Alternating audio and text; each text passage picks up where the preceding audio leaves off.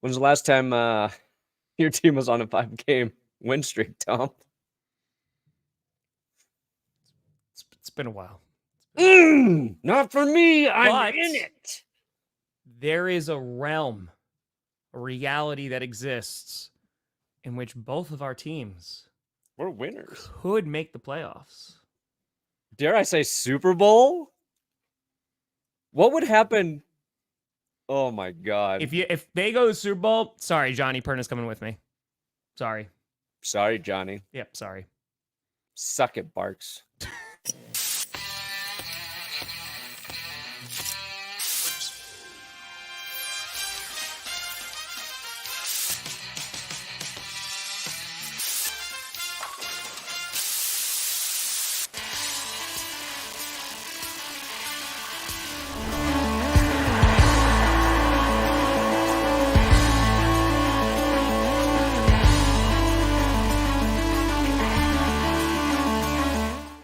Oh, baby.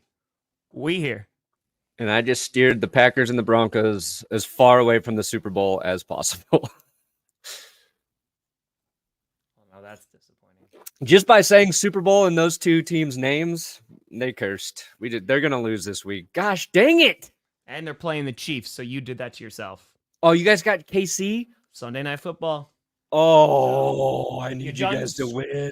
You done screw. Oh, so now who's back? That's true. Everybody in Clickbait 1, you in the right direction. Welcome to another edition of the Grossi Perna Show. I'm Tom Grossi. That's Brandon Perna. And this is GP. Yes, let's go. And we got some breaking news, as the title indicates. Head coach of the Carolina Panthers, Frank Reich, has been fired this morning. Fran Roach is gone. It's rough. I want to talk about the Panthers because it's just been a messy season for them. I feel bad for their fans. David Tepper's still, in charge, so who knows if anything is ever actually going to get better. It's time for him to tip out. Yeah, it's pretty rough right now for the Panthers. And I was thinking, so I just put out a Panthers fan reaction to the news. And because of course. So the thing is, look, this is a real possibility. Right now, the Falcons are leading the NFC South. The Falcons, they want Arthur Smith gone, right? Fans want Arthur Smith gone. That's a possibility. Bulls for Tampa, they want him gone. They just lost yesterday. Dennis Allen, the Saints, they want him gone, and they lost yesterday.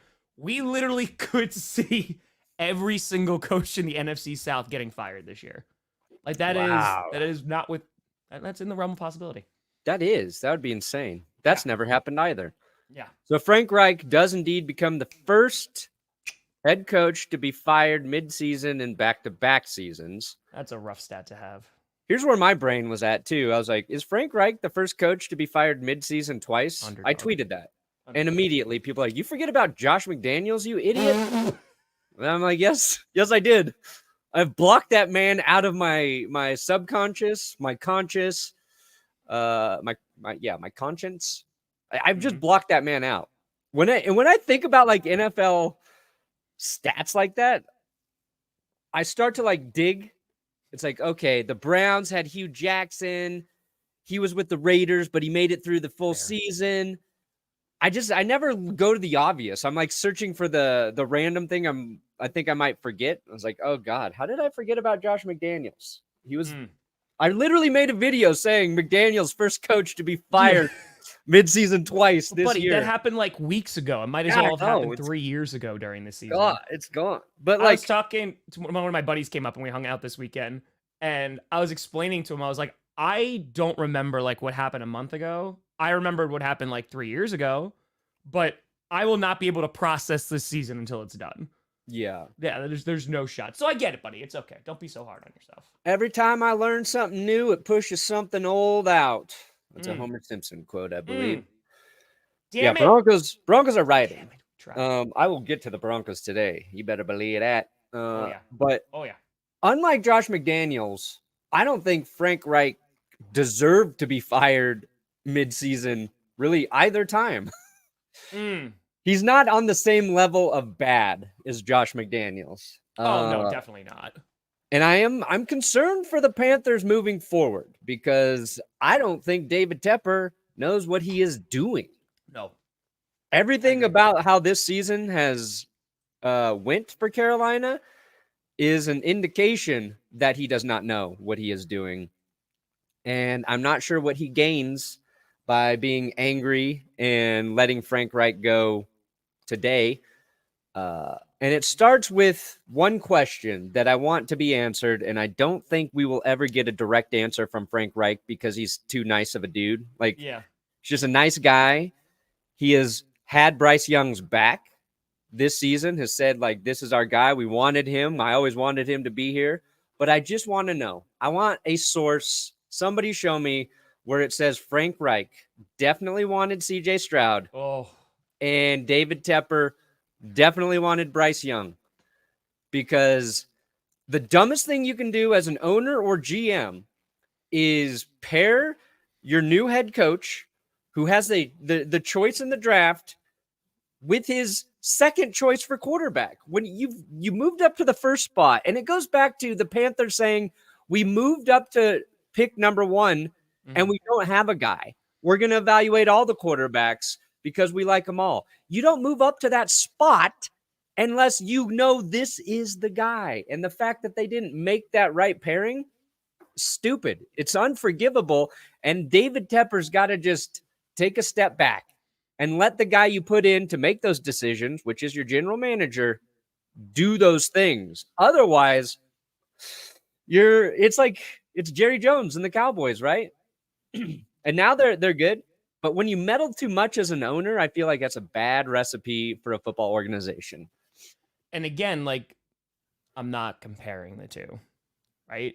But like Washington fans and having a terrible owner for all these years, right? Like, this is where I feel for Carolina fans, because you could fire GMs, which probably is going to probably get fired too, right? Fire GMs, you can fire head coaches. It is very difficult to get rid of an owner. And Tepper, like you said before, I don't think has proven that he can be the guy that can like help the Panthers, because ever since he purchased them, things have not been that great. And I think in terms of going forward, and that's like kind of what Jeffrey's talking about now, there are so many difficult conversations coming up for the Panthers, because it's like, where do you even go? Because, like, maybe, let's just say, maybe they just throw a bag at Ben Johnson, and they're just like, hey, like, you are, like, the number 1 head coaching prospect. Come on in. But, dude, like, what coach, and I mean this, like, what coach wants to go to Carolina now if you already have Bryce Young? Josh McDaniels. Maybe. Right? But, like, in that situation, it's not a great situation, right? It's a struggling football team. They have a lot of young pieces, but there is a lot of work to be done there. And I think this is funny and something that you will relate to. So Ejiro Evero is on the Panthers staff. And guess who's not the head coach again? Because just like the Broncos, and he's like, nope, I ain't having this on my resume no matter how bad they look, because the Panthers are probably not going to look too much better. And I said this last year when they when they didn't hire their interim head coach. I was like, I don't know about this. Maybe just stick with them because the players like them. I know. And but they're like, nope, let's go get Frank Reich, who now has made so much money, but now is gone midseason.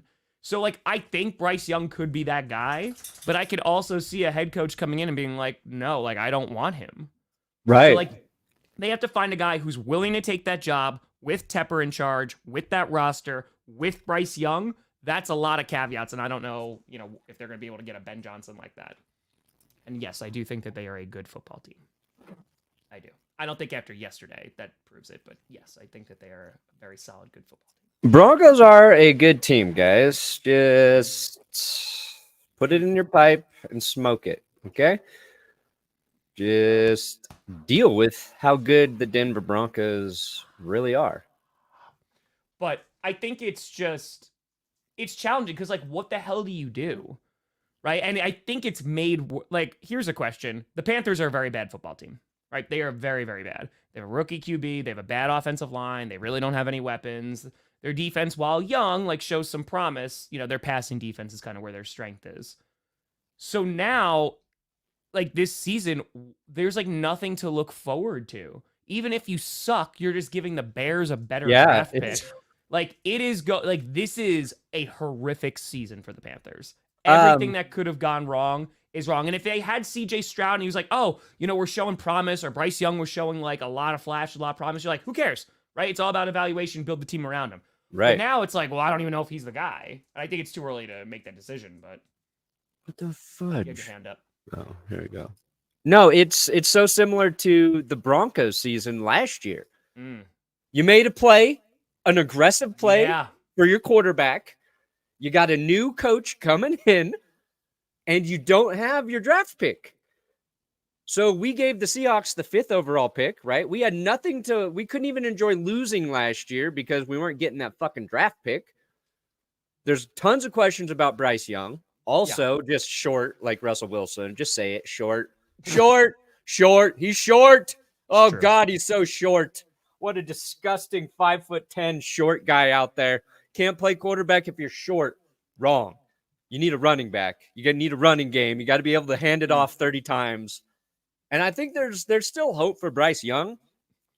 But I don't think Bryce Young has done anything to give Panthers fans like optimism, Even you can still lose. You can play bad as a quarterback. But if you're making, say, 1 or 2 throws every game where your fans are like, oh, wow, that dude's he's got something. We haven't seen that from Bryce. And maybe your silver lining for the rest of this season is you see a few of those moments from Bryce Young with the offense tooled towards helping him. But, it's not good. I don't want to be doom and gloom for the Panthers. But no, but just being honest, bro, it sucks. It is. There's no help that's coming that looks like it's going to be a positive. And that's that just sucks. Because after the Panthers make that blockbuster trade, you're like, okay, maybe things are going to get turned around a little bit. They're going to have a good run. Because they had a pretty damn good run game last year at the end of that season, right? They were running the ball pretty well after they traded Christian McCaffrey. And it's just. And one of those guys back there was Dante Foreman. He gone. See, I don't think they should have traded McCaffrey because he's still pretty good. DJ Moore's still pretty good. I don't think they should have traded Brian Burns either. You got to keep some of those good players around because being in the rebuild mode, maybe you get enough picks, you build around Bryce Young, but they got 6 draft picks next year. They will have a high pick in the second round, depending on where they finish. Could be the first pick in the second round where you can get a guy, but not a good spot. I feel bad for Panthers fans. I really do. But not too much because my team's 5-0. 5-game win streak. And to talk about the NFC South as a whole, it was a rough day for them yesterday. The Falcons, they're number 1 in the division right now. The Saints could have won that game. They're struggling on offense big time. The Buccaneers losing to the Colts. The Colts looking pretty good. It's just someone mentioned this comment. I don't know if it was on GPS or if it was in the stream. But they were saying we could have an insane amount of coach firings, vacancies this season. Look at Brandon Staley, right? Yeah. Staley's on there as well. The entire NFC South is on there. I know there's all those rumors about Bill Belichick. We'll see what happens with that as well. Ron Rivera is probably going to go. You could look at Eberflus is probably going to go. There are so many coaches that are on the hot seat, and that is going to create such an interesting dynamic because maybe we're going to see guys come out of nowhere who haven't gotten a shot and they're actually going to get one. Maybe we're going to see those young coaches, or maybe we're just going to go with the same old crap. But it's a rough time. I mean, see, here's what's crazy too, because Belichick and the Patriots could end up with the number 1 pick in the draft. Yeah. First overall pick. And there's been rumors that Belichick might leave after the season, right? If they have the pick, I don't think he's going anywhere. I think if you're Robert Kraft and you got Bill and you're like, look, we can pick our quarterback and there's some good options now. There's Drake May, maybe Caleb Williams. I don't think Caleb Williams is a good fit with Belichick, but see what happens there. But if that coaching vacancy is there with Washington, yeah, it could be a little nuts, a little batty. I think the Bills played their best game of the season yesterday, and I don't know if they're gonna make the playoffs because their schedule is a monster. It's The craziest stat to me is that Josh Allen is 0-6 in overtime games. Yeah. And it's not like he's played like horrible in overtime. You know what I mean?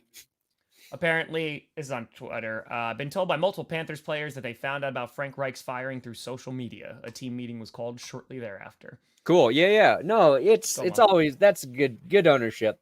Great ownership. Good. You know what ownership I like, Tom? Walmart.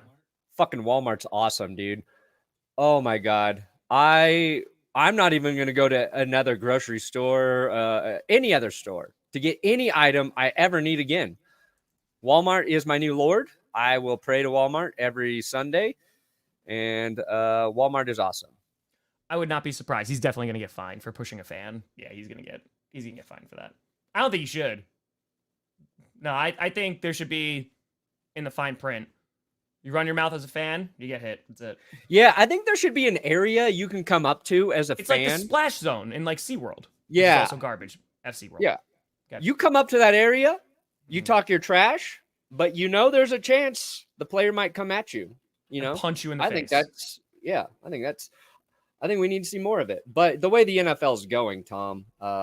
True story, Sam. Suspended for touching the fan. I guarantee it. Okay, let's actually have this conversation. Talking about suspension, let's talk about Godspeed. Let's talk about these effing fines, man. Bro, like it's getting ridiculous. Like to the point where it's like, is the NFL running out of money? Like what? Dude, I have a video I started on this that I was going to have it go up Saturday. But it's one of those things where you think you got it, it's going to be quick. And then I was just like, there's too many examples I hate. And now I got another good one. I'm so glad I waited because Amon-Ra St. Brown fine. Was it like $43,000? Yeah, it was so stupid. For a block that you can't even, nobody could tell where the infraction happened on the play. Like it had to be pointed out. And the weird part though, is like, it's NFL Network reporters reporting all of these fines. Yeah. So the NFL's own employees are the ones pointing out how ridiculous it is. Kareem Jackson, I think, has been fined $96,000 this year. Josh Jacobs has been fined a ton. Who was the most egregious one? Let me see here. I mean, there's been a lot. There's a percentage. Oh, it's Jaylen Warren. Jaylen Warren's been fined $96,000. Mm-hmm. His total salary, $870,000. So the NFL is taking an eighth of his money away. The good news is I learned players can write off those fines on their taxes because it's cost of doing business. Okay, that's at least a little better, but it's a joke, dude. Like, and I have so much I want to talk about today. Because talking about fines, talking about the NFL not doing things right, dude, the refs yesterday, oh my God, especially in that Jaguars-Texans game and that Bills-Eagles game. Woof. It's possible, but I think he's going to get a shot at the Chargers job before he gets a shot at the Carolina job. Possible, though. Maybe, yeah. They were bad. Like, there was like a whole quarter where it was bad for like the Texans-Jaguars. It was just a joke. And then the Bills-Eagles game, that was really bad. Some of them, the penalties were 1,000,000% warranted, and then there's some you're just going like, "What the hell is going on?" Yeah. It was that way in the Broncos game, dude. If Denver lost that game, we're 19 minutes into today's episode, I would still be ranting about the officials. And it's not even there were some hard hits flagged in this game in the Broncos game. PJ Locke was playing. Baron Browning actually took DTR out of the game with a hit. He got smacked, dude. He got smashed, but it wasn't like a really bad hit. He hits him like right here. He hits him a little high, and that's like the lesson. It's just players got to go a little bit lower. As I said during the stream, aim for the quarterback's penis because that is not protected, and it's the only place you can hit a QB. It's not too high. It's not too low. Aim for the penis, Tom. Nobody clip this when I'm talking about say this is going to be one of the worst clips out of context. But Cortland Sutton was flagged for holding. You can't tell where the hold happens, negates a huge offensive play, and then he makes a great catch. Statue will be called back for pass interference, where he touches Greg Newsome like this. It's like, what are we doing, NFL? Well, like so this is also the issue. Is like, dude, it depends on the college program they go to. Like, you could even go back to like the high school program they go to about learning how to tackle, right? Mm-hmm. But it's basically asking 200 to 300 pound men to slow down, and not only slow down, but also hit here. Yeah, here. It just I can only be here because you can't do the hip tackle, right? Like that's starting to get frowned upon as well. Can't hit high, obviously. Like it is just insane to play. I know I'm sounding like you as a boomer. Just be like, oh, it's just so difficult now for defenses to play. It is, though. But, dude, like, how do you hit somebody anymore? And I get it. Like, there's obviously, like, you don't hit them in the head. You don't go, like, low and go for their knees or anything like that. But at some point, like, I will, like, yesterday, and I don't know if this is an accurate comparison. Did you watch the Bills-Eagles game at all? Yeah, I was watching it last night. The very last play, Jalen Hurts runs into the end zone. There's a Bills defender there. He's right in front of the end zone. He goes, just lets him run in. We're like, walk in. Yeah. And I'm like, is it because he's a quarterback? Is it because he didn't want to hit him? Like, that's the thing, because if you hit a QB, right, even if they have the ball, you could be called for roughing the passer now this season, like we've seen. Yeah, like we watched it. We watched Kareem Jackson hit Josh Dobbs when Josh Dobbs was a running back. He wasn't flagged, but then he got suspended for 4 games. Correct. So I think the NFL has succeeded already, though. This is what bothers me. I think they have regulated the game to a point where players are not compared to what we used to watch. They are not taking cheap shots on a regular basis. Yes. There's not a single player that we're like, oh yeah, that guy is a really dirty player. You know what I mean? Like, it used to be like a Vontaze Burfict. Like, that dude's always taking headshots. Kareem Jackson's probably who the NFL's trying to make into that guy, and he's not really a dirty player. Mm-hmm. But like, I think the NFL has officiated those hits pretty much out of the game, but they're refusing to stop. They're trying to do it even more. It's like, you got there, guys.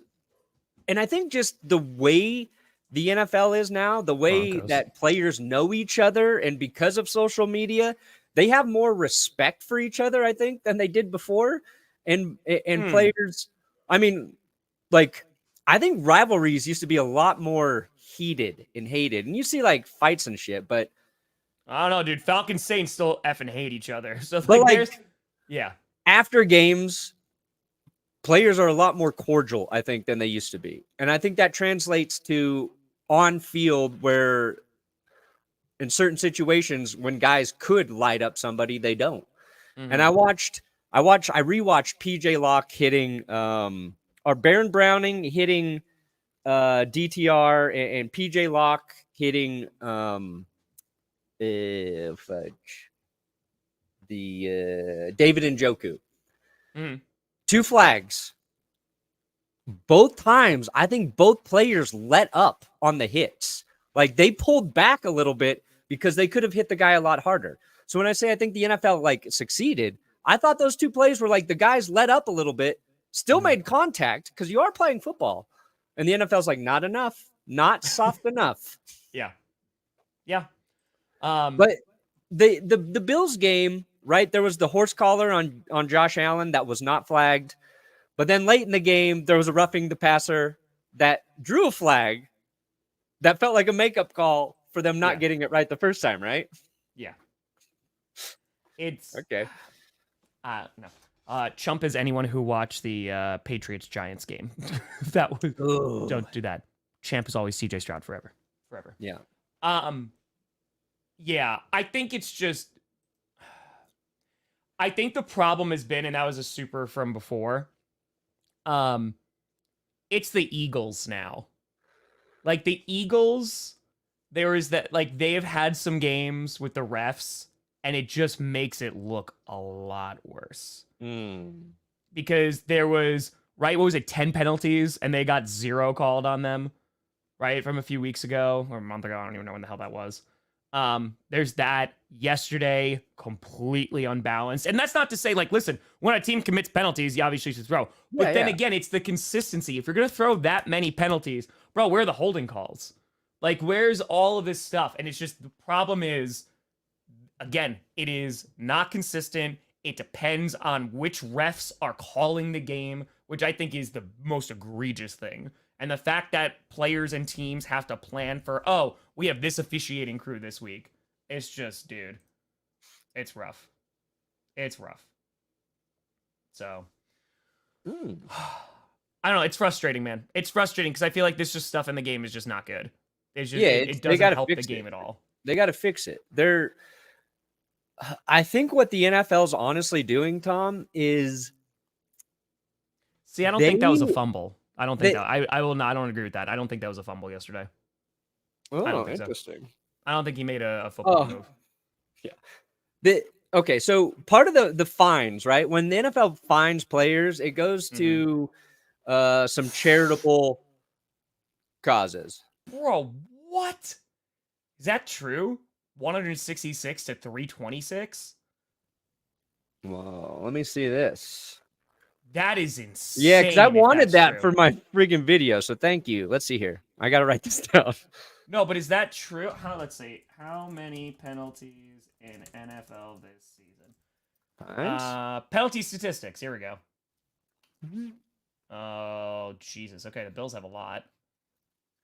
I really don't want to add all this up. Why can't you just give me a nice number, please? Dude, there's stats that are tricky to find. This would be one of them. Okay. But this is perfect for what I was about to say. So, like, fines go to charitable causes, right? Sure. One of those charitable causes is money for former players that need help with medical things and issues like that. So the NFL, because they only offer health care 5 years after a player retires from the game, and that's once a player's a vested player, right? They get 5 years of health care after. Yep. Then a lot of players need a lot of medical and health care, and those costs for former players, and I'm not talking about former players who've made, tons of money. They can be incredibly high. So instead of the NFL just being like, let's have something that we set up and really help these guys out, they're like, we will fine our current players to pay for the shit we don't really want to pay for, and we'll hide it under a charitable contribution. And I think there's the second part of that is, making the game safer, keeping guys healthy is better for the NFL. It helps them make money. So it's a weird thing. And I think somebody should do a deep dive into it. That is not me. That is smarter than me. And in theme with all of this, I retweeted Alex Smith talking about Tom Brady because Brady called out the NFL saying the quality of the game's gotten worse and all of this stuff. And Alex Smith said this about Tom Brady. My biggest complaint with this, and no offense to you guys, well, all three of you guys, he played in the most uncompetitive division, I think, in NFL history. I mean, you come out of training camp, the biggest cupcake division, you got a ticket to the playoffs right away. Like, talk about mediocre. I completely disagree with this. Okay. Yep. Yeah. Patriots fans, of course, come out of the woodwork to defend Tom Brady. True story. And I get it. My thought here is own it. Own the fact that Tom Brady benefited from playing in a bad division. So, the other teams in the division sucked, and Tom Brady owned them for 20 years. Own it. You don't need to defend it because every quarterback wants their division to be shit, and we've got proof. Teams in our division to be as bad as possible. No, I'm not. That's how I see it. Trevor Lawrence said he wants the teams in his division to be bad as possible. And it's true. It's a good thing. Like when Manning came into Denver and just ran the AFC West, nobody was complaining about the Chargers not being that good or the Raiders. One team was always somewhat competitive, but The other two, you want them to suck. It helps you get into the postseason. And yes, once you get to the playoffs, you got to keep winning. Competition goes up. I don't think he was trying to take anything away from Brady, but it's true. Very true. Oh, cool. You tagged the source? Yeah, I'm pulling it up right now. Yeah, literally. So this, bam, bam, bam. So this is from Yahoo. Oh, there it is. Yes. Front Office Sports. They do money. Appreciate you, Killer Rocker. Thank you. That's very helpful. That's nuts. Like that's gross, dude. It is. And like the NFL increases their fines to deter the players, right? Like, so so like Jaylen Warren, for example, because he was fined last year. So the NFL thinks, you know what? You're a repeat offender. We're going to keep docking you more and more money until you stop trying to break tackles. Not happening. Meanwhile, Jaylen Warren, also a recent winner of angry runs. So he's applauded for running hard, for putting his head down and breaking tackles. But then the NFL's taking money out of his pocket. Like, can't lower your head shoulder when you're trying to break tackles. So it's no longer just a defensive problem. Like, the NFL doesn't want dudes hitting each other. It sucks. Yes. And again, it makes sense. But at the same time, look at Joe Burrow. Yeah. There was nothing you could do about that hit. There was nothing egregious. There was nothing illegal. There was nothing, anything. Just fall, and it falls wrong. And that's what happens. He's done now. So, like, you could only do so much, but I wish the NFL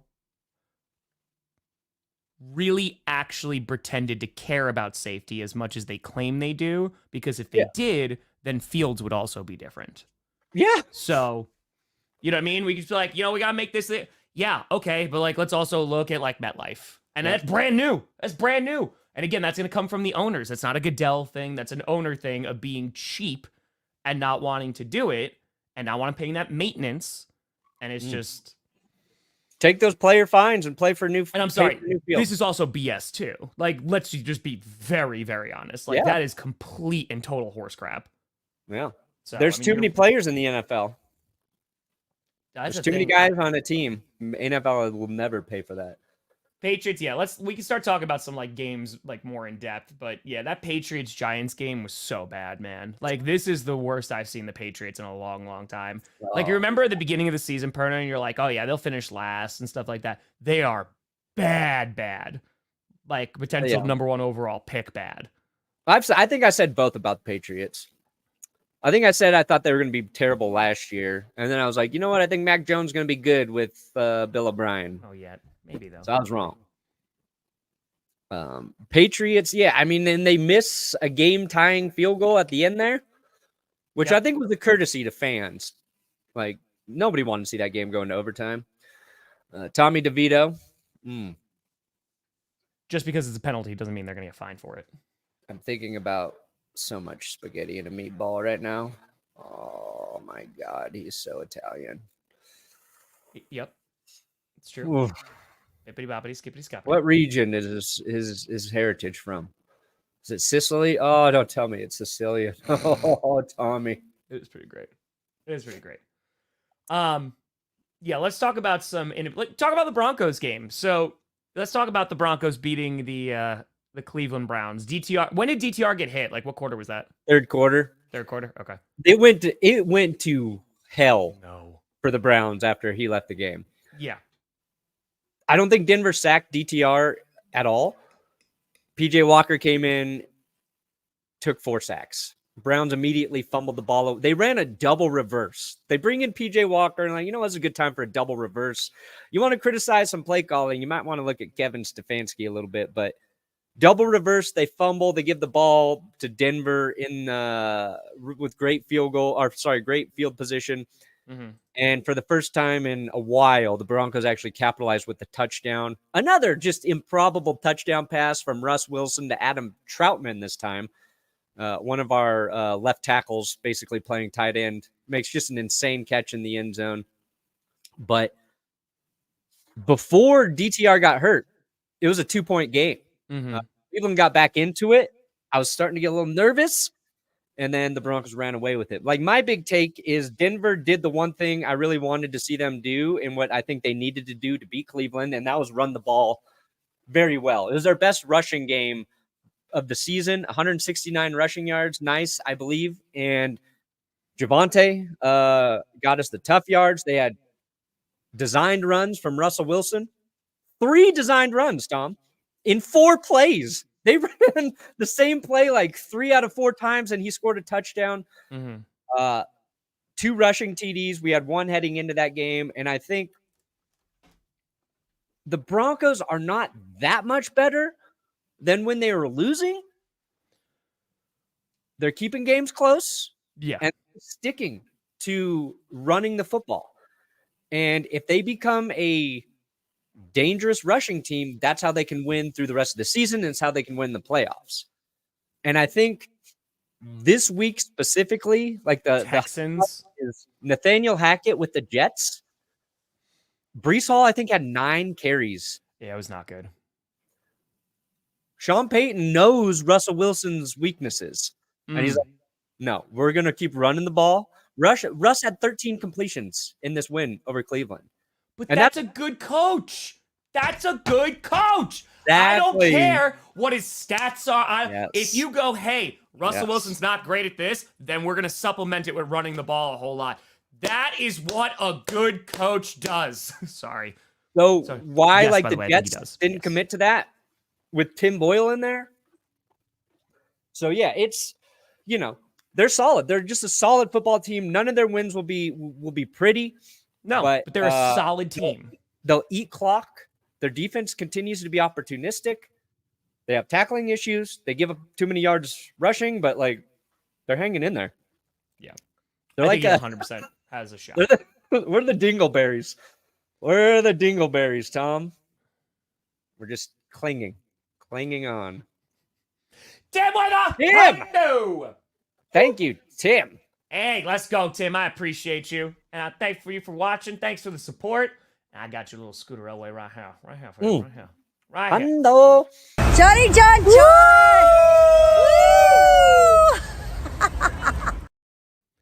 Appreciate you, Tim. Yeah. Thank you. Well, I mean, like, that's because I got a lot of questions last night while I was streaming that Sunday night game. It was like, so are the Broncos in your top 10 right now? Like, are they in your top 10? And I feel like they're just like, they're kind of exactly what you said. The biggest thing for me is how much that defense has improved. Like, going from, oh my God, this might be the worst defense of all time, to like, now it's like, okay, no, that's a huge bounce back. And I think it's Peyton also just getting more comfortable in the position, knowing the players around him, and kind of just going to what you said. He knows who is good. He knows where the limits are. And then you just utilize that, call the best game plan. And yeah, are they pretty games? Absolutely not. Are you blowing teams out? No, but you're winning.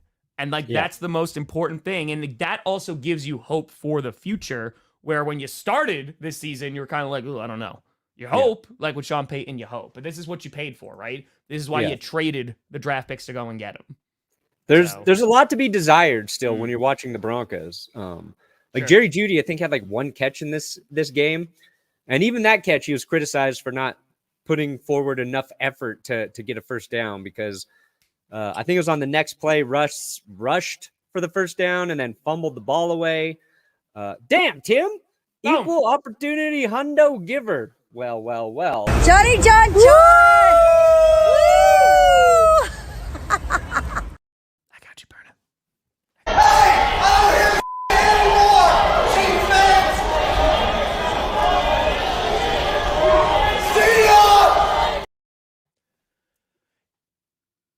I don't think this is a hot take, but it might be. I think the Eagles are going to be, by the end of this season, I think the Eagles are going to be more hated than the Chiefs. Oh. I think it's the combination of what we're talking about with the refs, and then I think it's Nick Sirianni. I think you could put all that together. I mean, the amount of chats that I was getting was like, are the Eagles the worst 10-1 team of all time? No. And I was just like there's a lot of hatred for the Eagles right now. Yeah, Philly's a good football team. They're not even close. They're good. They keep beating teams with winning records. Like, do you want to talk about that game? Which one? Yeah, let's talk about the Eagles game. Okay. First of all, I think the Bills put on a phenomenal performance. They had opportunities to win that game. They went up against the Eagles, who are a very good team. It was pouring rain. It's on the road. The refs did not do them any favors whatsoever. And they took that game to overtime. And dude, also have to shout out, Jesus Christ, Elliott making that kick in those conditions to send into OT. One of the most clutch kicks I've seen in a while. Like that 59 yards. When you see, unfortunately, like bouncing off the crossbar or that Patriots miss, like, no. This one just right through. And it got there. It was close, but it got there. If the Bills had a better schedule, I think they're a playoff team. Now it might just be it's a little too late, I think, because their schedule is not easy. But I think they fired Dorsey, and look at that offense the past 2 weeks. It looks better. And they're running the damn football. And like that makes me very happy that they're running. Yeah. They had a lot of carries. I mean, but the problem still with their rushing attack is it's like Josh Allen was still the leading rusher. The leading rusher. Yep. And that's fine. Like you want 81 rushing yards out of Josh Allen. I was begging for him to have that like 2 weeks ago. But you need one of those other backs to have a couple big plays for him. Don't worry, G Browning. We're all over that. Yeah. 15 takeaways in 4 games. See, that's like a thing. Do I think that's going to continue for the Broncos? I doubt it. But please. We'll be talking about it. Don't you worry. I want to talk about that game next. But I don't know what else the Bills really have to do, right? Like the second half, they let Philly get back into it. They had a nice game plan for Philly in the first half, and then just got out of control. Josh Allen did everything for him. 81 rushing yards, couple rushing TDs, over 300 passing yards, 1 pick, 2 touchdown passes. That's the Chiefs. It was like him and Jalen Hurts had very like statistically similar nights, but it's like into the game. Gabe Davis and Josh Allen just aren't on the same page, right? Like it's true, Fox. It's true. Gabe Davis was getting open, and I don't know what route he should be running, where he should go with that. Josh Allen threw the ball where you thought Gabe Davis should be going. Davis breaks out. Like that would have won the game in overtime. Yep. It's those little. It's like Buffalo's always just those little things away from doing it, and unfortunately, they're on like a fucking skid now of losing these types of games. Happened against the Broncos, like that. Their loss to the Broncos was worse because they had 12 men on the field, cost them the game. Little thing, just a little thing. Yeah, I mean, dude, if they have one of those wins back, like let's just say they don't have 12 men on the field and they beat the Broncos, I'm like, the Bills are a playoff team. Like it's that much. And that can go down to coaching, that could go to execution. But when they play teams like and they make those kind of mistakes, like the good teams are going to capitalize on that. Yeah, and that didn't Philly was Jason Kelce, did he false starts? Was it 2 in a row? Yeah. Was that before the kick? It pushed them back, and it made like the kick further. It went from like 49 to 59 yards. They like messed it up. Like they had a bunch of penalties on that drive. Yeah, it was a disaster. So like Philly did the same thing, right? They made mental mistakes at the end of that game, but they just like you can't explain it sometimes. That's just fucking football, guys. So like that was like I understand if you're a Bills fan, you're pissed right now, right? I get it. I 1,000,000% get it, and I'm giving them all the props right now because they went into Philly and they almost beat them. Right? Same exact thing I did with the Cowboys a few weeks ago when they played them. And so I think the thing now for Philly is like, I think they've proven they are a good football team because they're able to do things like that. And the fact that the Bills also made it a game after all the BS calls or non-calls, that speaks to how good the Bills are, or at least how much they've improved. But it also talks about Philly and how they're able to, still in an impossible situation, still win that game. Yeah, if Buffalo had won just 1 or 2 games recently, I think we'd be talking about how the Buffalo Bills hung in there with Philly on the road in Yes. bad conditions Yes. and got a moral victory. We'd be saying Bills didn't win the game, but look, they're a good football team still. Play them again and see what happens. But like, I think there's something to be said, That's though. been the Bills' story, too. It sucks. That's what I was about to say. Like, talk about the Bills. And this like goes back to the Josh Allen conversation, which is that super chat right there. Like, the best games of the year, and this was mentioned in a chat yesterday, are with the Bills losing. Look at the Vikings game last year. Yeah.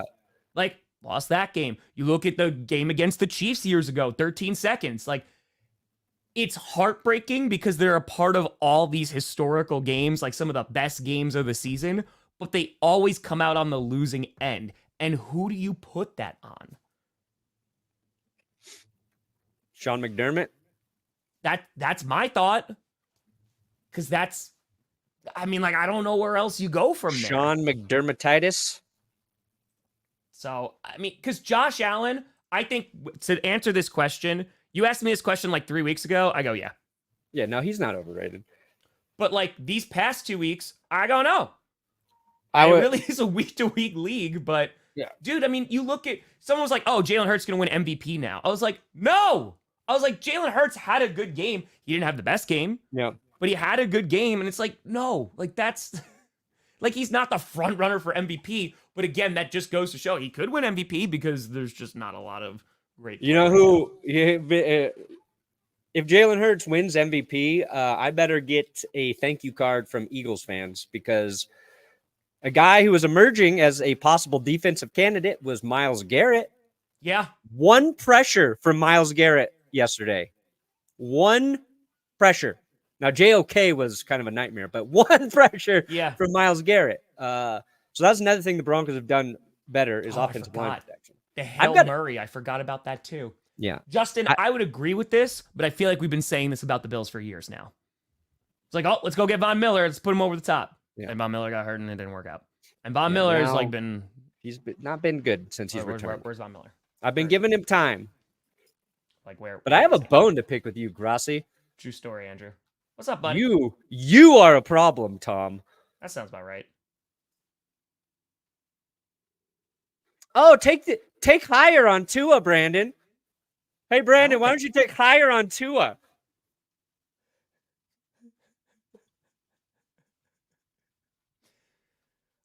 That could have been. Wait a minute.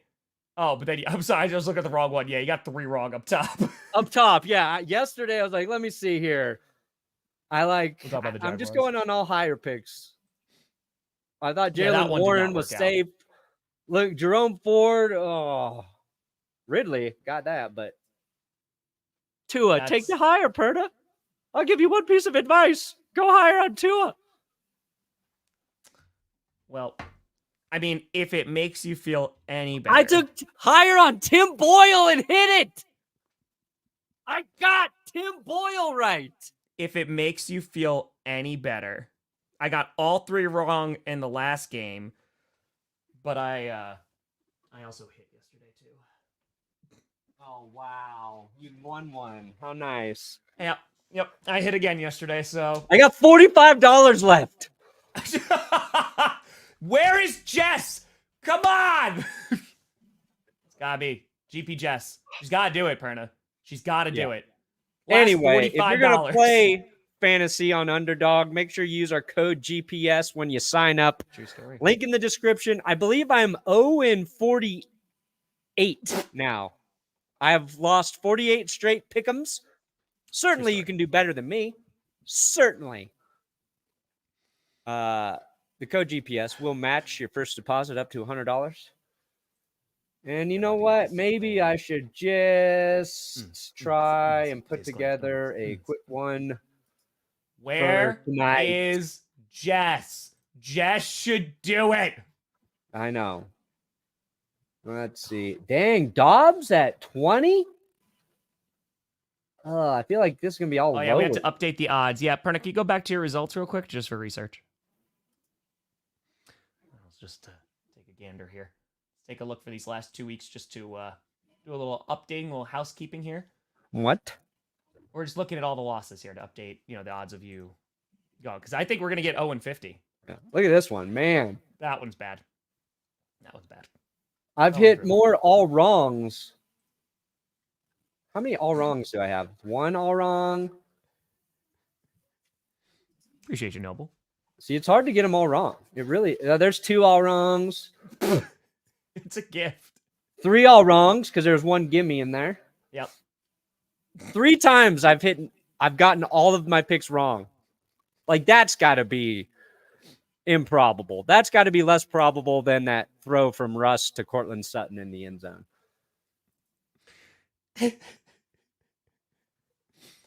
So, and I was leaning towards lower for Tua against the Jets defense in my brain. I said, you know what? I'm going to trust Tom. I'm going to trust Tom. They shouldn't have. What are the, maybe you losing though is making the Broncos win. I won't mess with that then. Keep me losing, God. Just keep losing. Just got to keep Football losing. Gods, I will continue to lose in the name of the Broncos winning. Sure, easy. Code GPS, the little QR code works. Exactly right. Yeah. They've got daily fantasy games you can play. So just make sure you sign up and use our code. That's how we keep our sponsorship with them. Yeah, no, we'll talk about that too on Wednesday. But yeah, no, I do think that if the same Seahawks who showed up last Thursday show up against the Cowboys, they're going to get smacked. Yeah. Smacked. And again, the Seahawks just have a rough schedule ahead of them. All right, let's talk about some other games. Let's talk about that Jaguars game because I was saying that like I was saying in predictions on GPS on Friday, like that could be a phenomenal game, and it was a good game, and unfortunately, crappy officials. Yeah. But, so what happened there? Like the Jags got gifted a touchdown based on, was it 2 pass interferences on the same drive? Yeah. Both kind of pretty ticky-tacky stuff. Broncos, I don't think so. Texans, they could. If the Chiefs had lost last night, yes, one game back, there's a slim chance the Broncos could win the division. But we're just trying to. The Broncos are realistically fighting for that wild card spot, and Houston is Houston and Denver have the same record. So the Broncos play the Texans this weekend. That game is huge. So destiny is in their hands. Usually, what the Broncos are holding right now in their hands is a giant pile of feces. Because the season is over.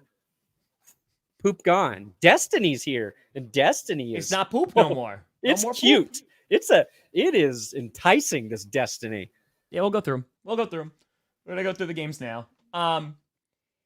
Yeah, I think this is still... Like, obviously, first of all, let's talk about CJ Stroud again. Because I love CJ Stroud so much.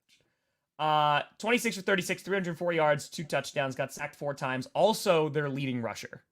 Oof. Right? Also had a rushing touchdown. Oof. CJ Stroud's that guy. He's just that guy. There's a couple things I had after that game. 1, it was a good game. 2, the rivalry between Trevor Lawrence and CJ Stroud is going to be so much fun to watch over these next few years. I'm very, very excited for that. In addition, the Jaguars, who were by far the favorite to win their division this year. Right? Yeah. They struggled a little bit with the Texans. And this is a big win for the Jaguars, but it 1,000,000% is also, talking about like moral victories or whatever, it is a big thing. Perna, we are just on it right now. We are just on it. You like that? You like that? Bam, bam, baby. On, you son of a gun. I'm saying like I had mine up. Yeah, I know. I'm just saying. We're just there. We're just there right now. This is a big game for the Texans, who couldn't really get a ground game going. Like Singletary has been like really hot these past couple weeks. Pierce is one of my most disappointing players this year. It just hasn't been that great. And hurt. But dude, like that there are now receivers that are like household names on a team where like no one knew. Like Tank Dell. Yeah, he's a monster. stud. He's Absolute a stud. Monster. So I think kind of just going forward, the Texans still have a shot. Obviously, they're like right on the bubble there. The Colts, they are making their way. But I think like if it's between the Texans and the Broncos, like next week, is it being played in Denver or Houston? No, the Broncos have a tough stretch. They've got they only have 2 home games left. So I think they have 3 road games in a row. So they're going to Houston. Yeah, that's going to be a tough game to win. And like it's starting to get rowdy in Houston too, which is great. I'm so happy for their fans. We're talking. I hate to go back to the Bills right this second, but you just scroll up, right? Look at those wild card spots. So it's the Steelers at 7-4, right? The Browns at 7-4, the Colts at 6-5. I do think that the Browns are probably not going to benefit because, again, if DTR is out, do you know how long he's out for? It was a concussion, so okay. He could miss one game. Okay. But there was a drop off after he left to PJ I know, Walker, Dan. So. I'm very, very aware. I know. Yeah. I believe in the Broncos and Texans a little bit more than the Colts, but the Colts had an impressive win over the Buccaneers. I picked the Buccaneers to win, but nope, Colts played well. Yeah. And the Buccaneers tried. They got back into that game, but the Colts are playing some sneaky good football right now. It will bring me no pleasure, Colts fans, if the Broncos bounce Gardner Minshew from the playoffs. I do not want to see that. Great question. Okay, it won't bring me much pleasure if they bounce CJ Stroud from the playoffs either. Browns don't care. Steelers don't care. But yeah, it's going to be close. It's going to be interesting. And the same thing is true on your side. Like Packers are 5-6. Dude, Seahawks look way worse than the Packers right now. Seahawks look like they got way more problems than you do. But the problem is, too, like the Packers, they have the tough game against the Chiefs, and then they got against the Vikings. Yeah. The rest of their games are very winnable. They're very, very winnable. And the Seahawks, like I said, they're going through that tough stretch. So the Rams are really creeping in there. I think we saw, Stafford's starting to look healthy. Kyron Williams was just insane. Yeah, I think so. So they're kind of a dangerous team to me. We'll see what happens with the Vikings. And it's Myles Garrett, because I see that in the chat right now, too. Like, Myles Garrett, how injured is he? I don't know. Because he was in a sling, I think, afterwards for a shoulder issue. Oh. So if he's missing, like, significant time, that's going to be a huge loss because for them, too. And Cleveland was without Denzel Ward in that game. Browns just can't catch a break, man. That's, that shit happens when you ain't got a quarterback. Yeah. No offense to DTR. I'd be very afraid. Like, that's what I'm saying. If it's the same team that showed up against the 49ers, they're going to get their ass whooped. Like, that's just what's going to happen on Thursday football.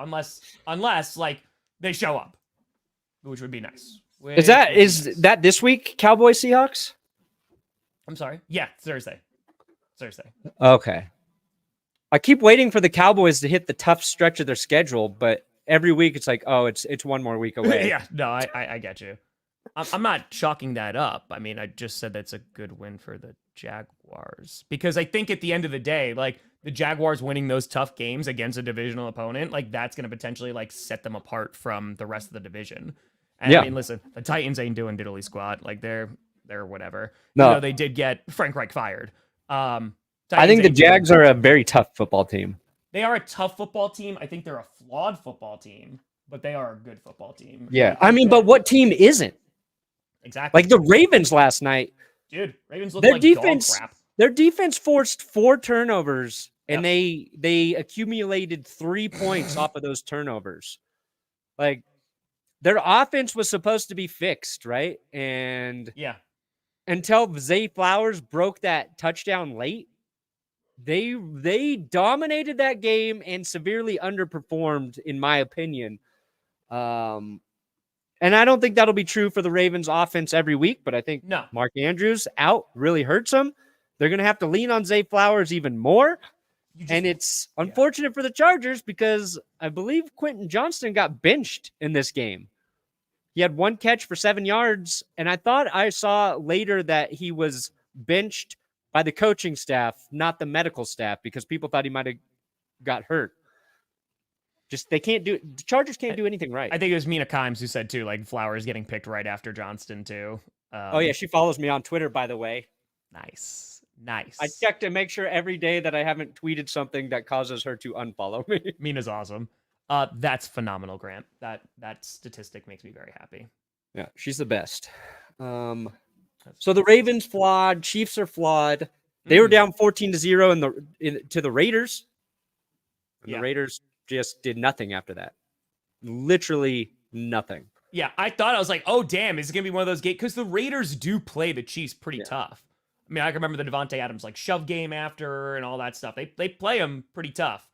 But the Chiefs, they had a big bounce back game and won. Yeah, that Ravens Chargers game was so bad, man. Especially after that Bills game. Oh my god, it was so bad. It was really got to be just rough. infuriating. Steelers, I'm 0-11. Let's go, baby. I have not picked a Steelers game accurate. They're playing the Cardinals. I am picking the Steelers to win. Sorry, Pittsburgh.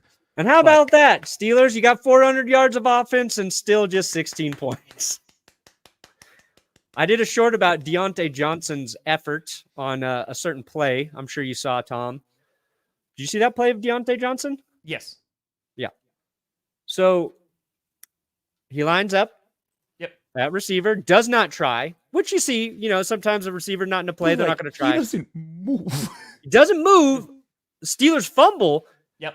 He just walks past the fumble off the field. So it looks horrible. Then some Steeler fans were trying to, shield him from my tongue lashing, saying he was mad because the play before the Steelers didn't challenge a touchdown that he caught, which I think makes it look worse. One, so you're just going to be mad that you thought the play should be challenged and not try on the next play? That's a terrible look. I went and watched that play. He didn't catch the fucking football. He didn't maintain possession as he went to the ground. So if they would have challenged, they would have lost. I think he had he did a facepalm on Twitter afterwards saying, "Oh God, I don't think it's like a huge issue. It's a bad look on that play. I'll be rooting for Deontay to rectify himself, but dear God." Yeah. Steelers were lucky they're playing a backup QB with the Bengals. I like that they got yards. Still need to see the Steelers score touchdowns and points. And how the bottom half of the playoff shake out, no clue. No freaking clue. Dude, talking about Dustin, that Saints game, oh my God. It's bad. That would, and they kind of got some hope back a few weeks ago, and it's like, all right, maybe their offense has come alive a little bit. They had those back-to-back weeks. You're like, okay. Yeah. And dude, they couldn't take down the Falcons. Derek Carr throws that pick six, was bad. It's ugly. It is ugly. And then the Buccaneers losing to the Colts. Colts playing good football too. It's just one of those years. And it's just made all this crappy football being played just makes me more excited for the playoffs. Yeah, it's going to be wild. It is going to be insane. And I really hope I think there's a legit chance. The NFC, obviously you have the 49ers and the Eagles there. There's a good chance the Cowboys get there. It just takes one big team getting knocked off. And I think almost every single team is vulnerable. Yeah. Every single one. Who do you think's more upset today, Tom? Panthers fans that Frank Reich was fired, or Bears fans? Oh, it was Bears fans most likely. Bears no, we need that number one pick. Don't get better. Don't help us. The Jaguars have a shot because their schedule, they have the Bengals without Joe Burrow. They got the Browns. We'll see kind of how that goes. And then they got the Ravens. That's their toughest game. Then they got the Bucks, Panthers, and Titans. So they got a shot. They definitely have a shot. It depends on what Ravens team shows up. It depends on what Jaguars team shows up. But dude, as long as the Chiefs don't get a bye in the playoffs, I'll be happy in the AFC. Yeah. Well, it's just because I think for the they're a weird football team. They are. They're just their defense has been consistent. Josh Allen on the Jaguars was phenomenal yesterday. He was so damn good, right? Their defense has been their strong point all year. And their offense, last week, great. This week, it has those flutters of oh man, they're right there. And if they turn it on, they're gonna be so damn good. And they already are a good football team. They're an inconsistent one, but as we've been arguing all year, I don't know what team has been consistent. Yeah. I think Jags fans are still they're catching shrapnel from the loss to the 49ers. I would agree with that. Had the Jags played a respectable football game against the Niners instead of getting beat 34-3, I think there would be less criticism. I completely early in the season they lose to the Chiefs 17-9. I think it's those losses against teams you would have to play in the playoffs and or the Super Bowl that have people questioning how good Jacksonville is. I have the 49ers. I think it's going to be such a tight game, and I cannot wait for it. But I think it's the 49ers. Recently, I think they look overall a little bit better.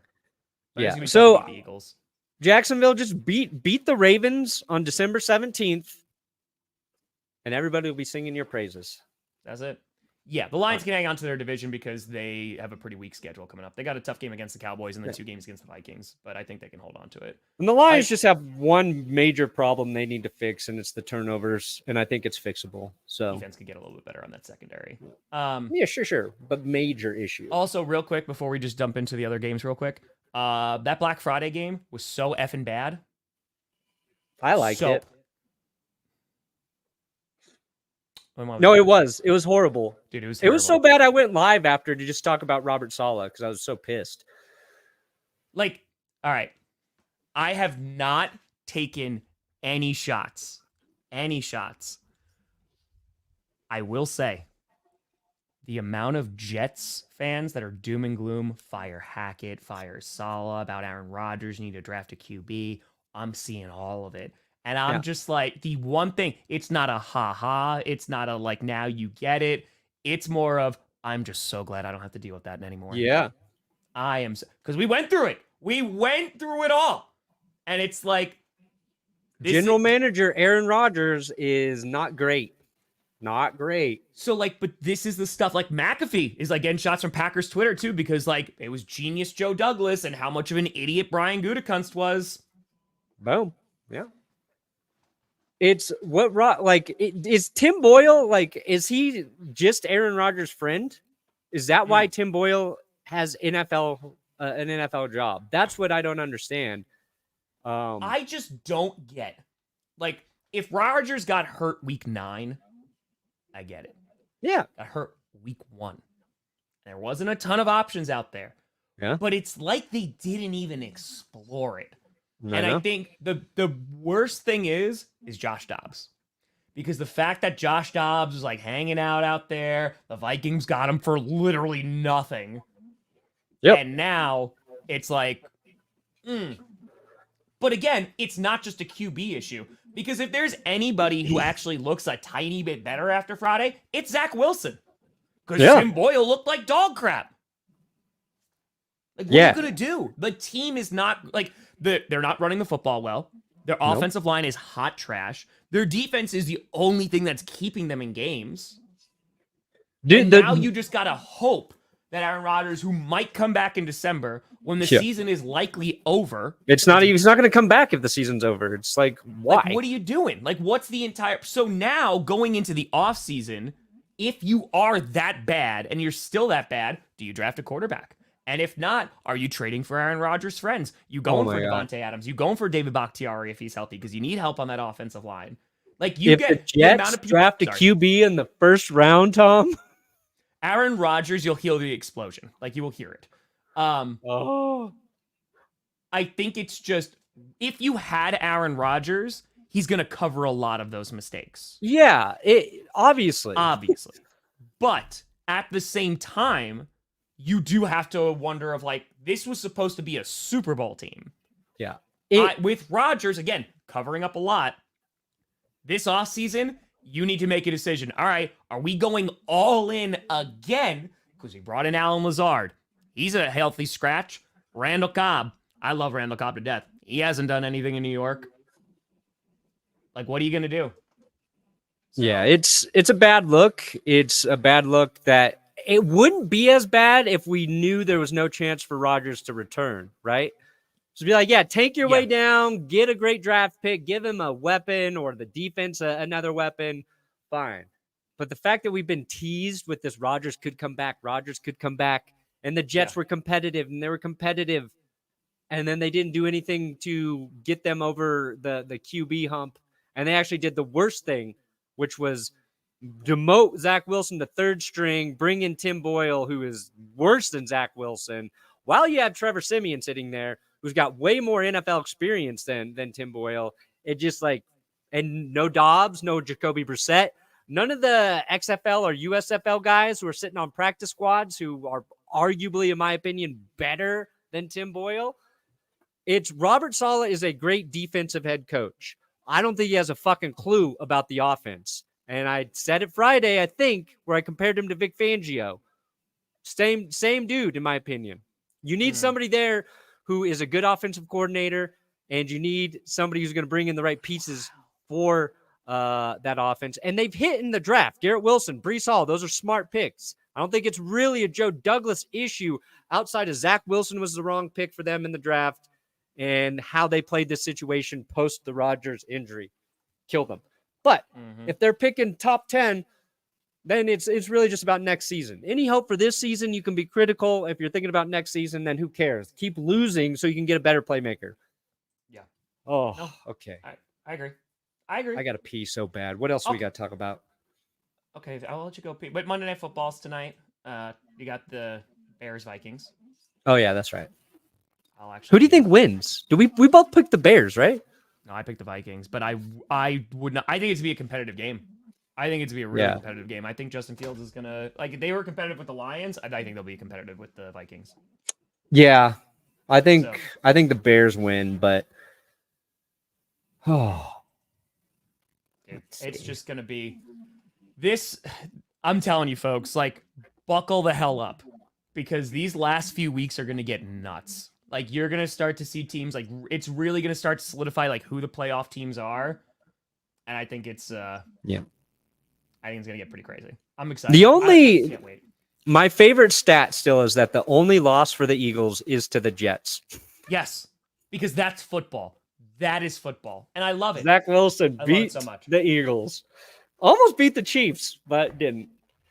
Almost. Well, Perna, what you got coming out today, buddy? Broncos, Browns recap, and winners and losers up tomorrow morning. Nice. There it is.